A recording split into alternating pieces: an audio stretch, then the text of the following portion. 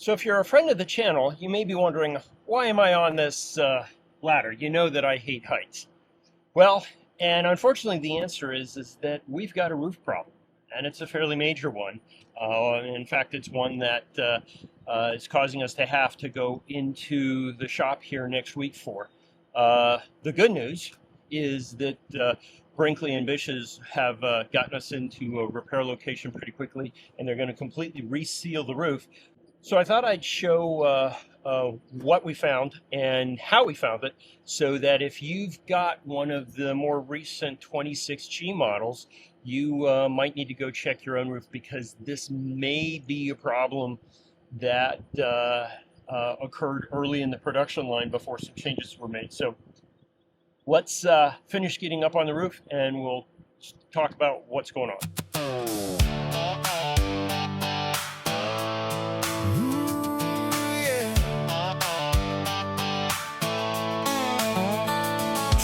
Rumbling, coffee in hand, had a plan, yeah.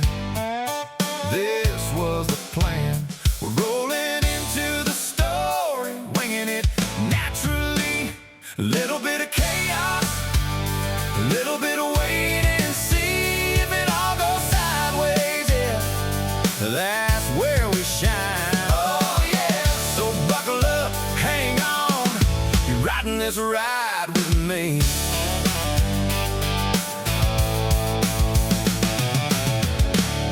So believe it or not, this is where the problem all started. We were having our solar installation done a couple of months after we picked up our new G4170, and our installer needed to run some wires down into the basement, right? We needed to add some more solar in. In the stock G model, this is a round black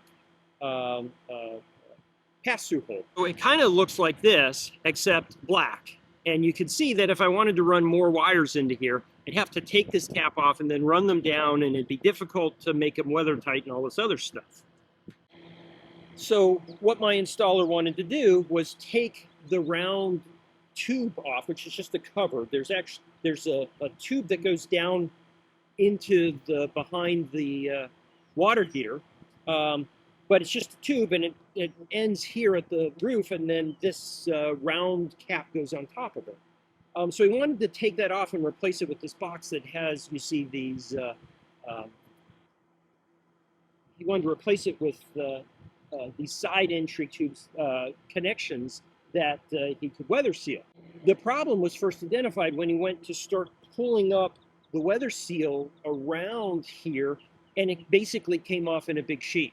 And I've got a photo of what he sent me after he took it off. You can see that there was no primer under it. It wasn't discolored, and it came off in a complete seal. Basically, he was able to get his finger under it and just pull it up, right? And so that meant it didn't adhere at all.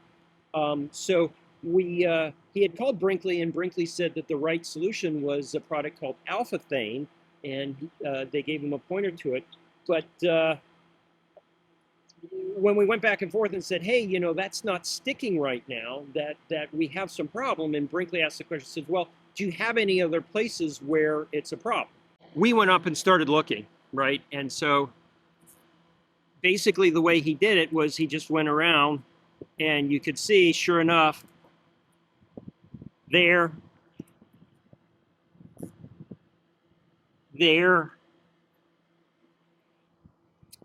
and a couple other places there. I happen to know that over here, right, you can see big, and you can see it's just lifting up without really being sealed, and so it's not weather tight at all. So my installer said, well, the alphathane's not working, not sure why. This is a new roof product. It's a fiberglass roof product. I'm going to go with Dicor, which is what this is, because I know that that will stick, and I've had good luck with that, right? So he put Dicor on the on the new materials he did. You can see that on the solar panels that there's Dicor, and that sure enough is sticking.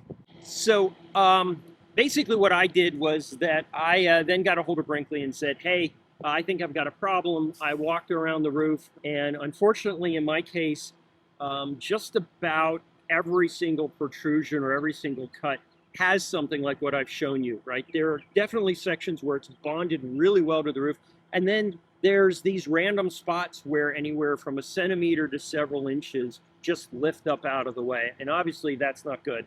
So I called Brinkley, and working through Bish's RV Fix and their warranty claims department, they brought it to the attention of Brinkley, and Brinkley went back and looked at their production records and a couple of other things and said, that shouldn't be happening. Obviously, that's the case. We need to get you in. And originally, we were going to have a mobile tech come out and reseal the entire roof. Basically, they were going to pull up all of the existing alphane and redo it.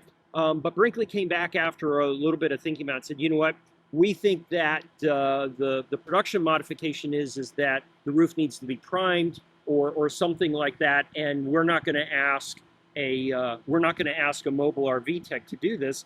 We want you to come into the factory or into a dealer to have this done.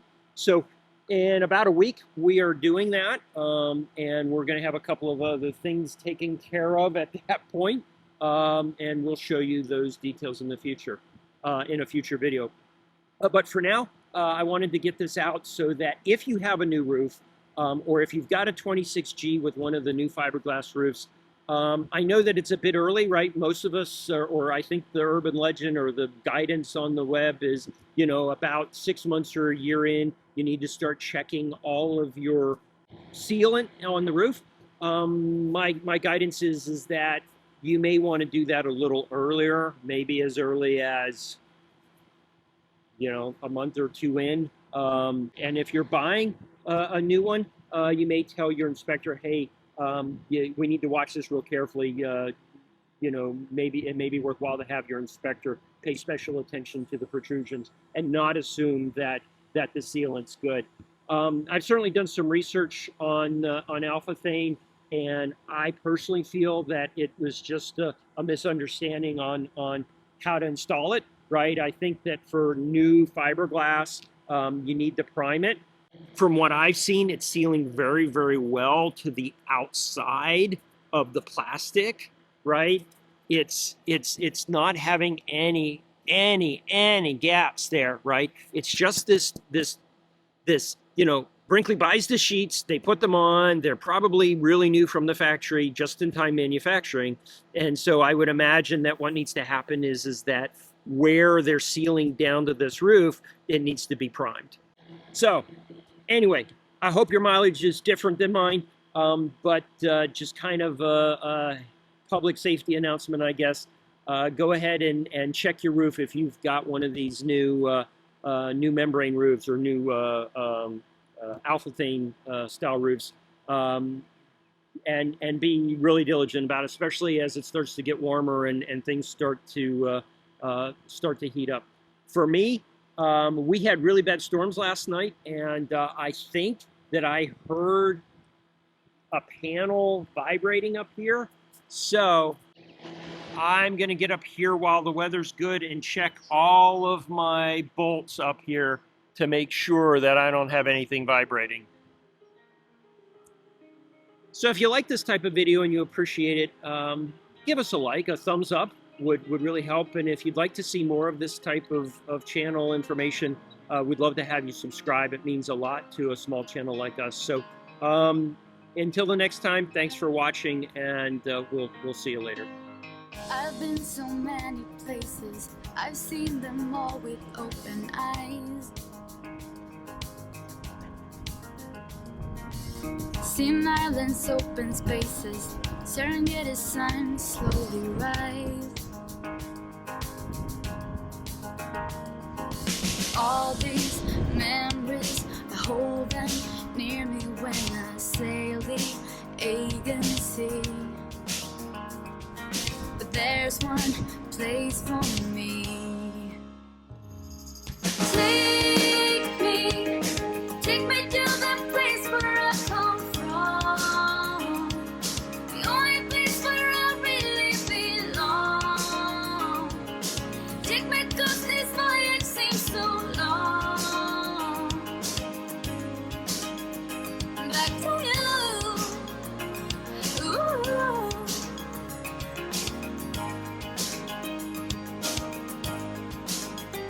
Back to you.